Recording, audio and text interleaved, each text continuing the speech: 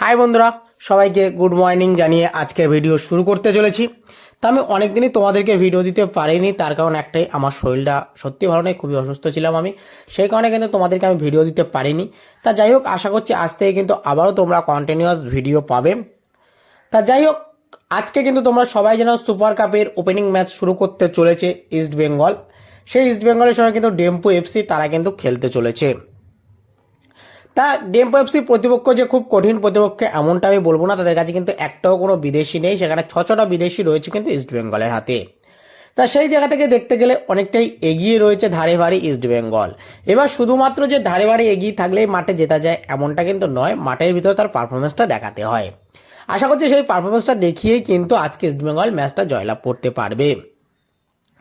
আর coach Oscar Bruzon তার কিন্তু এই সুপার কাপটা বলা যায় যে ডু অর ডাই ম্যাচ, তার কারণ তিনি কিন্তু ডুরান্ড কাপ ঠিকঠাক মতো জেতাতে পারেনি, আইএফএ শিল্ডও ঠিকঠাক মতো জেতাতে পারলো না, ফাইনালে গিয়ে হারতে হলো পেনাল্টির মাধ্যমে। এবং শেষমেশ বলা যায় এই সুপার কাপের অভিযান আজ থেকে শুরু করতে চলেছে। আশা করছি এই অভিযানে তিনি কিন্তু ভালো কিছু করবেন, করে দেখানোর চেষ্টা করবেন যাতে তার চাকরিটা কিন্তু বেঁচে যায়, নাহলে কিন্তু আশা করছি তিনিও কিন্তু স্যাক হয়ে যাবে অন্যান্য কোচেদের মতো। তা সেখান থেকে আজকে শুরু করার আগে প্রথমত একটা কথা বলবো, যারা আমার চ্যানেলে প্রথমবার এসছো অবশ্যই কিন্তু চ্যানেলটা সাবস্ক্রাইব করে নিও, আর লাইক কমেন্ট শেয়ার করতে কিন্তু একদমই ভুলো না। যারা এখনো চ্যানেলটিকে সাবস্ক্রাইব করেনি অবশ্যই কিন্তু সাবস্ক্রাইব করো না, যারা ফেসবুক পেজ থেকে দেখছো তারা অবশ্যই কিন্তু ফেসবুক পেজটাকেও ফলো করে নিও। তা বন্ধুরা, এবার আসি মূল আলোচনায়। প্রথমত বলবো আজকের ম্যাচটি কিন্তু শুরু হতে চলেছে বিকেল 4:30 থেকে। লাইভ কোথায় দেখতে পারবে, লাইভ নিয়ে কিন্তু অনেক সংশয় রয়েছে, লাইভ কোথায় দেখতে পারবে আমি কিন্তু ভিডিও শেষেই তোমাদের গিয়ে বলে দিচ্ছি, তাই জন্য অবশ্যই কিন্তু ভিডিওটা শেষ পর্যন্ত দেখতে থাকো। তা আজকের কিন্তু যে টিমটা লাভাতে চলেছে কোচ অস্কার ব্রুজো, সেখানটায় কিন্তু আমরা দেখেছিলাম যে আইএফএ শিল্ড, ডুরান্ড কাপ প্রত্যেকটা ওপেনিং ম্যাচে দেবজিৎকে দিয়ে শুরু করাতে, কিন্তু আজকে কিন্তু দেবজিৎ থাকছে না। কালকে কোচ অস্কার ব্রুজো তিনি কিন্তু নিজেই জানিয়ে দিয়েছেন, তিনি বলে দিয়েছেন যে এই দেবজিতের খেলানোর তার একটা পরিকল্পনা ছিল, কিন্তু শেষ মুহূর্তের অনুশীলনে তিনি কিন্তু একটা চোট পায়, যার কারণে কিন্তু দেবজিৎকে তার আর লাভানোর উপায় নেই, তিনি কিন্তু বেঞ্চেই থাকবে দেবজিৎ। এবার দেখার বিষয় থাকবে যে যদি আজকে গিল লাভে, সেই গিল কীরকম পারফরমেন্স করছে সেদিকে তো অবশ্যই আমাদের নজর থাকবে। আর কোচ অস্কার ব্রুজো ছটা বিদেশি নিয়ে লাভে কিনা সেটাও কিন্তু দেখতে হবে, তার কারণ সুপার কাপের নিয়মে তোমরা সবাই জানো যে 6টা বিদেশি কিন্তু একসঙ্গে প্রথম একাদশে কিন্তু লাভানো যেতে পারে। সেখান থেকে কোচ অস্কার ব্রুজো লাভাবে নাকি তিনি 4টে বিদেশি নিয়েই শুরু করবে সেটাও দেখতে হবে। স্ট্রেংথ এবং উইকনেসের কথা বলে দেখো, অনেকটাই কিন্তু মনোবলে এগিয়ে থাকবে ইস্ট বেঙ্গল। আর সেখান থেকে ডেম্পো এফসি তারা কিন্তু একটু চাপে থাকবে, তার কারণ ইস্ট বেঙ্গলের মতো এত বড় দলের সঙ্গে তারা খেলতে লাগছে, সেই জন্য কিন্তু তাদেরও একটু চাপ থাকবে। আর বলা যায় যদি ইস্ট বেঙ্গলের ক্ষেত্রে, ইস্ট বেঙ্গলে কিন্তু সেরকম চোট বা খুব বেশি সমস্যা জর্জরিত কিন্তু সেরকম কিছু নেই, সেখান থেকে তারা কনফিডেন্সটা অনেকটা হাই আছে, সেটা কিন্তু তাদের অনুশীলন দেখেই বোঝা যাচ্ছিল। তা যাই হোক, আশা করছি আজকের ম্যাচটা কিন্তু জয়লাভের জন্য লাভতে চলেছে ইস্ট বেঙ্গল। এবার যদি আমরা একটু প্লেইং 11-এর দিকে আলোচনা করি, তাহলে আমি দুটোই কিন্তু 4-3-3 ফরমেশনে টিম সাজিয়েছি, একটায় 4জন বিদেশি, একটায় 6জন বিদেশি, ঠিক আছে। তা চলো শুরু করি আমরা 4-3-3 ফরমেশনে প্লেইং 11টা। প্রথমে 4জন বিদেশির যে প্লেইং 11 আছে সেটা তোমাদেরকে একটু দেখিয়ে দিই। গোলকিপারে তো অবশ্যই গিল থাকছে। 4জন যে ডিফেন্স লাইন থাকছে সেখানে কিন্তু যে আমরা দেখেছিলাম যে 4জন ডিফেন্স লাইনে ভারতীয়দের লাভাতে, আজকে হয়তো সেটা না হতে পারে, আজকে হয়তো একজন বিদেশি থাকলেও থাকতে পারে।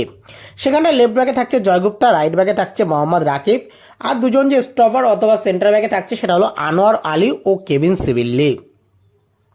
3জন যে মাঝ মাঠে থাকছে সেখানে ক্রেসপো থাকছে, একটু মানে নিচ থেকে ক্রেসপো তোমরা সবাই জানো পুরোপুরি মিডফিল্ডে অপারেট করে, রাশিদ মিডফিল্ড পাশাপাশি একটু ডিফেন্সিভ মিডিওটাও অপারেট করে, আর মিগুয়েল থাকছে কিন্তু অ্যাটাকিং মিডিওটা তিনি কিন্তু খুব ভালো মতো অপারেট করতে পারে। আর সেখান থেকে কিন্তু এবার যদি আমরা একটু আপফ্রন্টের দিকে চলে যাই, তাহলে আপফ্রন্টে থাকছে তোমার লেফট ব্যাকে থাকছে হামিদ আহাদাত, রাইট ব্যাকে থাকছে বিপিন, এবং সেন্টার ফরওয়ার্ডে থাকছে হিরোসি ইবুসুকু। এই হলো কিন্তু 4-3-3 ফরমেশনে 6জন বিদেশির যে প্লেইং 11টা সেটা তোমাদেরকে বললাম। এবার বিষয়টা হচ্ছে তোমাদের অনেকের প্রশ্ন যে হিরোসি তো পুরোপুরি গেম ফিট, আছে কি এখন, এটা তোমাদের অনেকের প্রশ্ন, কারণ হিরোসিকে প্রথম প্লেইং ইলেভেনে বা ফার্স্ট প্লেইং ইলেভেনে লাভিয়ে দেওয়া হবে।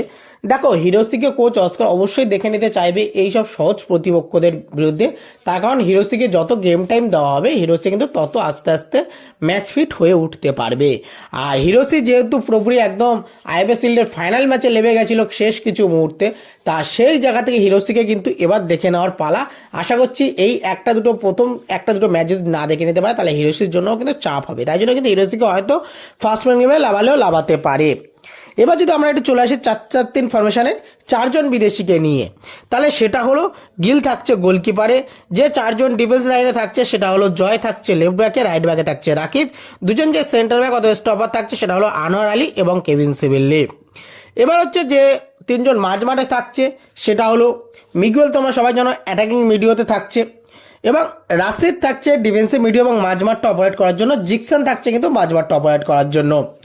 আর 3জন যে আপফ্রন্টে থাকছে সেটা হলো বিপিন থাকছে লেফট ব্যাকে, রাইট ব্যাকে থাকছে এডমুন্ড এবং হিরোসি থাকছে হচ্ছে তোমার আপফ্রন্টে। এরকমটা হতে পারে কিন্তু 4জন বিদেশিকে নিয়ে।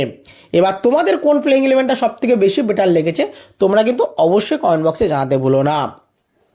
এবার যদি চলে আসে আমার একটু লাইভ টেলিকাস্টের কথায়, দেখো সুপার কাপের যত গোয়ার ফতোরদাতে যতগুলো ম্যাচ আছে সব ম্যাচগুলো কিন্তু তোমরা জিও হটস্টার এবং স্টার ফোর্সে দেখতে পারবে। কিন্তু বিষয়টা হচ্ছে যে আজকের ম্যাচটি যে মাঠে রয়েছে জেএমসি বাম্বোলিম স্টেডিয়ামে, গোয়ারই আরও একটি স্টেডিয়াম, এই স্টেডিয়ামে কিন্তু কোনো রকম লাইভ টেলিকাস্ট হবে বলে প্রথমত জানায়নি এআইপিএফের পক্ষ থেকে, যে না এখানটা এই মাঠে হয়তো কোনো লাইভ টেলিকাস্ট হবে না। কিন্তু শেষ মুহূর্তে সমর্থকদের প্রোটেস্ট এবং ক্লাব কর্মকর্তাদের যে চিঠি তার মারফতে তারা কিন্তু জানায় যে হ্যাঁ লাইভ টেলিকাস্ট হবে। তারা বিভিন্ন অ্যাপ এবং বিভিন্ন সংস্থার সঙ্গে কথাবার্তা চালাচ্ছে, কিন্তু সেখান থেকে কিন্তু তারা কোনো রকম কোনো কথাবার্তা পুরোপুরিভাবে শেষ করতে পারেনি।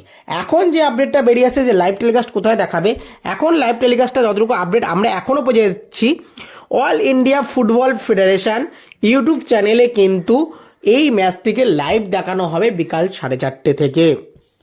মানে এআইএফএফ এর যে ইউটিউব চ্যানেলটা রয়েছে সেই চ্যানেলেই কিন্তু তোমরা লাইভ টেলিকাস্ট দেখতে পারবে ঠিক 4:30 থেকে।